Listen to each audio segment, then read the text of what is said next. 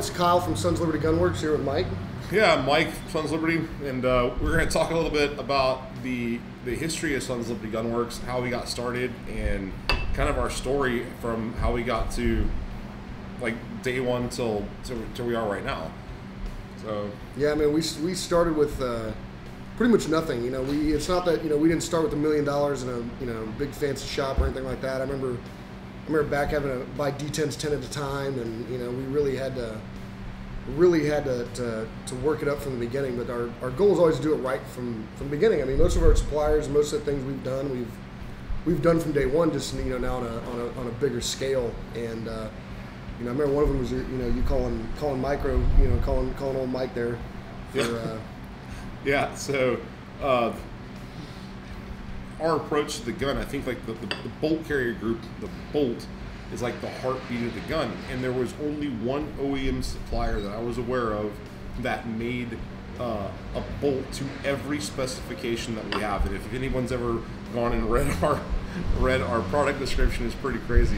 And so at the time when we were calling, we had no money. I mean, I sold my car and I came up with like $7,000, and Kyle put up a little bit of money, and we had basically a basement in a lumber yard that with one workbench. That's how we started. Well, we had no capital, but there was this one bolt that was the only way out. That was the only bolt I was going to use. And at the time, their minimum order quantity was 500 units. Well, we didn't have that kind of capital. So, and this was right after Sandy Hook and all that stuff too. Yeah. So I called and harassed this guy for like a month. I mean, like psycho ex-girlfriend calling and harassing this guy until finally one day he picked up the phone. He's the vice president of that machine shop, and he's like, "Dude, how do I make you go away? Like, what? How many do you want? And do you promise to not call me again and just send me an email if you need something?" And I was like, "I need 10 total." 10. Their minimum order quantity was 500, and I talked him into selling me 10, and that's how the first 10 Sons Liberty guns were built. What's funny about that, some people know the story. After Sandy Hook, you know, there was a huge gap in the gun market. It was kind of a gold rush, right? And so I started making guns at home in my garage. And one day I get a call from the ATF, and they're like, "Hey, dude, you shipped 40 guns to the state of Alaska last month, and you don't have a license." And so, like, when the ATF sits you down, I realized that when they ask you a question, they already know the answer to it. So I got my pee-pee slapped. They said, "Hey, like, you do good work." They're like, "Why don't you just get a license? And this is your one warning." And, you know, oddly enough, and there was no way that you could have ever planned this stuff. Like, you could not have planned how we met. We had a mutual friend. He had a buddy that wanted to go into the gun business. He knew I was going into I want to get into the gun business. He introduced us, and Kyle, I think, wanted to get in the gun business to enhance his own collection. Yeah, pretty much. Yeah. I wanted to get in the gun business because I had these crazy ideas that we could become the best rifle company in the country. You know, I wanted to take on all the big boys, and that's kind of how it started, with one workbench, 10 bolts, like a pocket full of D10s. Yep. And that was it. And what's amazing is, like, the first 10 rifles that we built, I think, were all for team guys. My brother was another founder of the company. He had an idea for wanting us to. He said, "Mike, you really need to get into this thing professionally," and you know, he was still active duty on the teams at the time. And he kind of pushed me into doing it. He's the one that helped us come up with the name. And I think the first 10 guns we built were for team guys, which is pretty neat. And when those guys are endorsing you and their friends are asking them, "Hey, what guns do you shoot?" It's kind of like asking Tiger Woods what putter he uses. And that's a very powerful endorsement.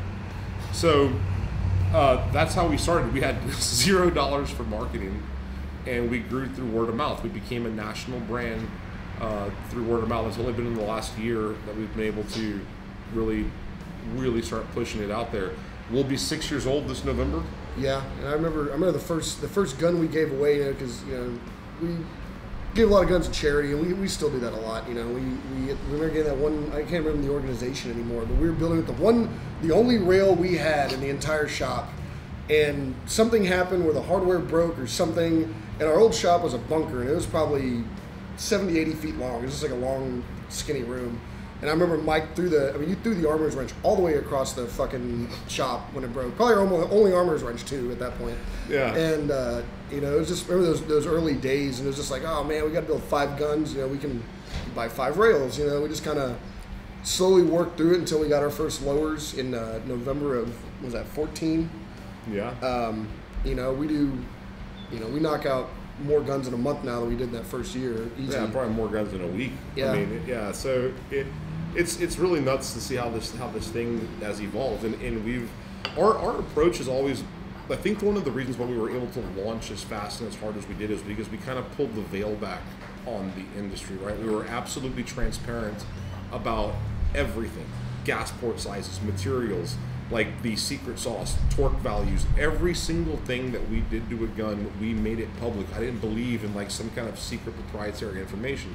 And so when you're that transparent about everything you're doing, you do it right, okay, people know if you're full of shit or not. Like we've never had to use any kind of gimmick or, you know, this coding or this thing or whatever.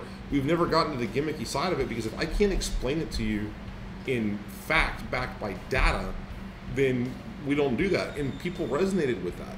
Plus, like there's human beings behind the brand. Yeah. You know, I think which is kind of funny. We never get performance related complaints. If you go and you scour the internet, you will not see, hey, a Sons Liberty rifle did not work, or hey, a Sons Liberty bolt broke. You don't see that kind of stuff. The complaints you see about Sons Liberty are like, dude, those guys suck at emails, or you know, their lead times, you know, were a bit long. And I get it, like that, like everybody that we've ever hired, we've hired based on chemistry. And guys that are super enthusiastic about building rifles are not always that enthusiastic about answering emails. And so I've had to get a crash course in business and logistics, and you know, especially as we've almost doubled or tripled year after year. Almost. Yeah, no, we doubled last. We up 50% last year, and we've already way past last year this year. So with everything that's going on, we were growing naturally anyway. I don't even think anything has to do with what's going on in the world, which is tragic all in its own right. But yeah, this has been a terrible year for America, but a pretty good year for guns. Yeah. So, but I mean, I think we came in. I think we're disruptors. I mean, we kicked the industry right in the nuts when we launched, and you know, a lot of people say, "Hey, y'all came out of nowhere." There's just saying it's like it takes 15 years to become an overnight success, right? Well, we're 6 years in, and our footprint is considerably bigger than just it was last year, and it's because we do things right. That we're not a fad, and we can continuously deliver on the principles that got us here, and that's never wavered. No matter how much we've grown, we've never altered that formula. If anything, we've improved.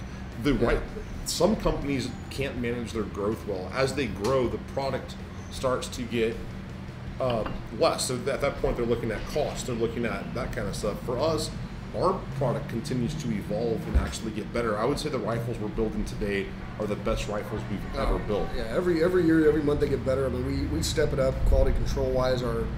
We've always done a really heavy QC. I mean, we used to test fire in a piece of drill pipe filled with sand. So every time we test fire, the whole shop would fill with basically atomized sand. It'd be like a cloud in there. You know, you couldn't even work for like 20 minutes. And that worked real well until somebody shot the lid of the pipe. And nobody's injured in the making of that, but it was. Waiting for the lawsuit. Do you suffer from mesothelioma? I very, very well might. Yeah. I mean, our first employee was this great guy named Dylan, and we didn't even need an employee at the time, but he just kept hanging out every day and just wouldn't leave. So eventually, we just started paying him, and turned out to be a great armor and a great guy.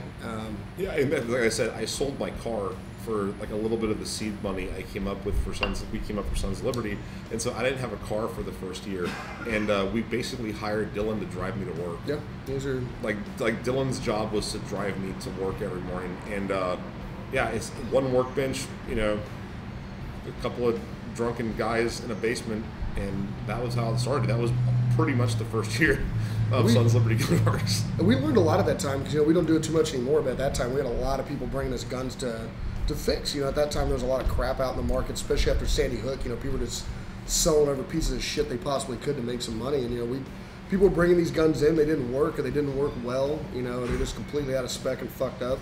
I remember one guy bought a lower from us and put it together with a bunch of crap, and literally our lower is the only thing in spec. He came in, he's like, "Oh, your lower's out of spec." And the lower's fine. Literally every other piece of shit you bought on eBay was bad. So not only, Mike knew a lot coming into it, but we learned so much those first 2 years because we were just not only building our own guns, but fixing other people's shit and learning what was wrong with it and how not to do it. And I think that's one of the advantages that we have over a lot of other brands is I have a ton of respect. By the way, BCM was kind of my inspiration too for Sons of Liberty. Those guys I've always considered heroes. If Paul Buffoni ever sees this video, I want to tell him you rock. Will Larson was how I got started in general, just on the understanding the really deep diving the platform. But one of the advantages that I think we have over a lot of brands is I can't think of any other company that has serviced as many guns from as many different manufacturers as we have. Like the first 3 years, we offered the basic retro unfucking of any gun you could think of. People would ship us guns from all over the country, whether it was something they bought somewhere or something they cobbled together, and we would go in there and fix them. We'd dimple the barrels, we'd measure gas ports, we'd upgrade extractors, we'd upgrade buffers, and we started to mic and measure and weigh and record everything. Till this day, we have stacks and stacks of data on everything you can imagine. And so it helped us collectively learn a lot about what's out there, what doesn't work, and it kind of really helped fast forward our own evolution because we had so many learning experiences on what not to do, and then we saw the things that really, really worked. Yeah, till this day I can still rattle off gas port sizes from pretty much any barrel that's out there. Yeah, we had a lot of data, and especially the really bad ones. We had some were just, my God. Yeah, some were surprising. Some of these guns, I'm like, you paid $2,000 for this thing in MIM small parts and YFS fasteners on the gas keys and horrible gas ports. Or really big ones, or even some of the the real mentioned names. Some of the big manufacturers out there are really undergassed. There's a couple out there that just undergas the shit out of your gun. You can't even put a full auto carrier in it and it won't run. Yeah. There's a lot of crazy shit out there. So, looking at all that stuff in sample sizes of thousands really helped us, kind of dodge a lot of pitfalls. Anyways, going forward, for what I see for the future of Sons of Liberty is we have massively expanded our facility, right? We're in a brand new facility that is purpose-built for volume. Our old facility started with one table, and we built around that one table. Things just kind of morphed into something. Now we have a truly purpose-built facility that's meant to handle this kind of stuff. We have tripled our staff, okay, not just in armorers, but in shipping and customer service. Guys that are now, enthusiastic about answering emails. We have outside sales reps. We have outside customer service people. We're really driving out there. We have an incredible pro staff. This week we have Chuck Pressburg, we have Chris Woomer, we have Aaron Cowan, we have Mike Green, and we have, our pro staff is impressive. Clark Cornett, who's not here right now, but he's one of our original guys that started out with us. So we have some neat stuff coming out. We now, it's kind of funny, we can now afford a lot of the ideas we've sketched on pizza boxes and shit for the last 5 years. We can now bring these things into development. There's a lot of products that we're going to be releasing soon, and we have some exciting stuff. And I'd say Broadsword. Yeah, Broadsword is an idea we've had for 5 years. Yeah, we originally thought that we thought it up and developed it, and never could really, between a combination of different factors, never brought it to market. And for a while there, we thought it was a huge mistake. Like, why did we spend all this money on this damn thing? And yeah, we basically never did anything with it. Yeah, we basically bought a napkin one night at a bar from a guy for $50,000, and we really regretted that up until now, where we finally have developed it and brought it to market, and it's good to go. Hey guys, listen, man. Look, you kind of see where we come from. Look forward to some of the cool stuff that we're going to be doing in the near future, and stay tuned. It's going to be a pretty exciting couple years. Later, guys.